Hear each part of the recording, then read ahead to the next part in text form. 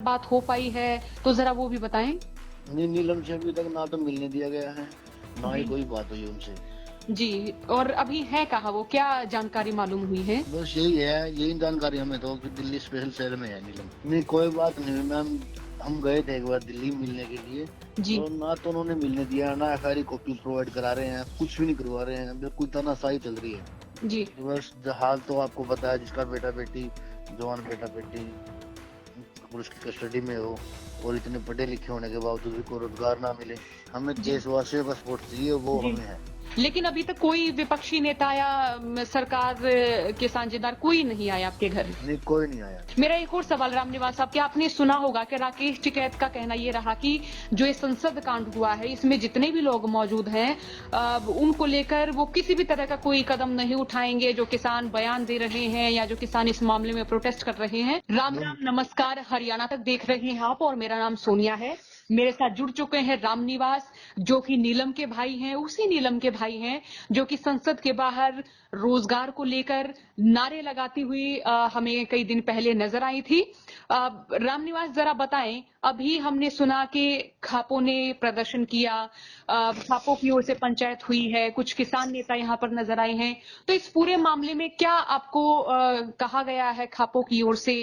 क्या कहा गया, क्या हुआ है फिलहाल तक? फिलहाल तो यही हुआ मैम। खापों खापों का आज 29 तारीख है, आज रोज प्रदर्शन है जी बीजेपी के खिलाफ। उसको राष्ट्रपति और पीएम मोदी और सीएम को ज्ञापन सौंपेंगे।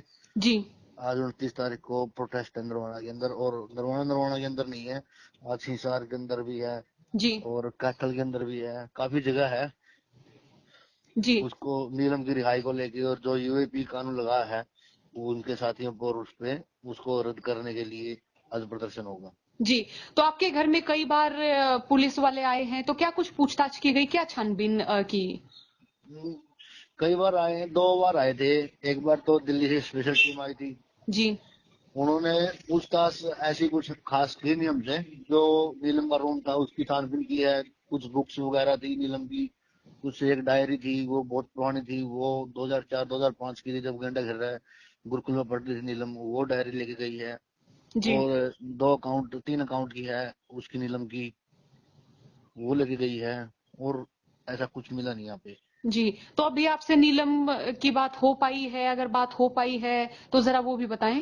नहीं, नीलम से अभी तक ना तो मिलने दिया गया है, ना ही जी कोई बात हुई उनसे। जी। और अभी है कहाँ वो, क्या जानकारी मालूम हुई है? बस यही है, यही जानकारी हमें तो कि दिल्ली स्पेशल सेल में है नीलम।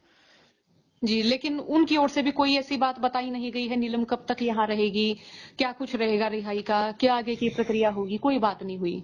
नहीं, कोई बात नहीं मैम।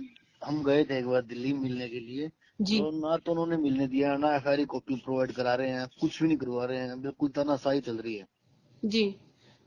और इसमें आपकी माताजी का क्या कहना है? क्योंकि हमने देखा कि कई इंटरव्यूज में वो भावुक हुई थी, और बिल्कुल ऐसी महिला के जिन्होंने शायद स्कूल बहुत कम देखा होगा, खेती की होगी, जो खेत, गांव, गांव की गलियां, वहां तक की अपनी जानकारी रखती हैं, वो बड़ी भावुक नजर आ रही थी। उनका ये कहना था कि मेरी बेटी ने कुछ गलत नहीं किया, रोजगार को लेकर ये आवाज उठाई है। ये अकेले नीलम का मुद्दा नहीं है, रोजगारी का और जो किसानों का मुद्दा है, बेरोजगारी का है, ये महंगाई का है। ये अकेले नीलम का मुद्दा नहीं है। जब से ये बीजेपी सरकार आई है 2014 से, तो आप सिलेंडर देख लो, तेल देख लो, डीजल देख लो, खाने पीने की चीजें देख लो, सभी में बहुत महंगाई है। और किसानों के लिए इन्होंने बोला था कि एमएसपी पर कानून बनाएंगे, ना अभी तक वो बनाया है। जी और बेरोजगारी इतनी भयानक हो चुकी है कि जो स्टूडेंट हैं वो मेहनत करके क्लियर करते हैं, फिर ये भर्ती रद्द कर देते हैं। तो इनमें छात्र, कई तो छात्र ऐसे हैं जो हैं। जी। तो इसमें आपकी माताजी फिलहाल किस हाल में है? ये बस ठीक है माता जी अब। जी बस हाल तो आपको पता है, जिसका बेटा बेटी, जवान बेटा बेटी पुलिस की कस्टडी में हो, और इतने पढ़े लिखे होने के बावजूद भी कोई रोजगार ना मिले, तो आपको पता है हाल तो क्या होता घर वालों का। जी। तो आपको लगता है कि खापों की ओर से आपको सपोर्ट जिस तरह का किया जाना चाहिए था उस तरह का मिल रहा है? हाँ, जो सपोर्ट मिल रहा है ना खापों का, वो बहुत अच्छा रिस्पॉन्स मिल रहा है। जी जैसे हमारा गांव है, दोनों गांव हैं, दोनों साथ में खड़े हैं, जी और आसपास के जो गवांड है वो भी खड़े हैं, और पंजाब से बहुत बढ़िया रिस्पॉन्स आ रहा है। जी पंजाब में हर रोज प्रोटेस्ट होने लग रहे हैं, हमें देखने को लग रहे हैं हम भी। जी। कोई नेता आपके घर आए हों, किसी विपक्षी नेता ने आश्वासन दिया हो, इस तरह की बातचीत हुई हो? नहीं, हमारा किसी पार्टी से किसी से कोई संबंध नहीं है, और न हम चाहते हैं कि कोई नेता आए हमारे, न हमें किसी की चाहिए। हमें जी देशवासियों का सपोर्ट चाहिए, वो जी। हमें है। लेकिन अभी तक कोई विपक्षी नेता या सरकार के साझेदार कोई नहीं आया आपके घर? नहीं, कोई नहीं आया अब तक। जी। मेरा एक और सवाल रामनिवास साहब, कि आपने सुना होगा कि राकेश टिकैत का कहना ये रहा कि जो ये संसद कांड हुआ है, इसमें जितने भी लोग मौजूद हैं, उनको लेकर वो किसी भी तरह का कोई कदम नहीं उठाएंगे। जो किसान बयान दे रहे हैं या जो किसान इस मामले में प्रोटेस्ट कर रहे हैं, उनसे भी उनका कोई लेना देना नहीं है। किसानों का इसके खिलाफ बयान आया था, राकेश टिकैत के खिलाफ। ये जी हमारे जो आजाद पालोन जी हैं, इन्होंने बयान दिया था बाइट दी थी मीडिया को। उन्होंने बोला था कि ये अकेला नहीं है जो किसानों का नेता है, जी ये अकेला नहीं है, ये अकेला कोई डिसीजन नहीं ले सकता, ना हम इसके डिसीजन को मानेंगे। जी क्योंकि जो यहाँ पे धरातल पे लोग जुड़े हुए थे, उन्होंने, क्योंकि किसानों के आंदोलन में बहुत बढ़ चढ़ के भाग लिया था नीलम ने।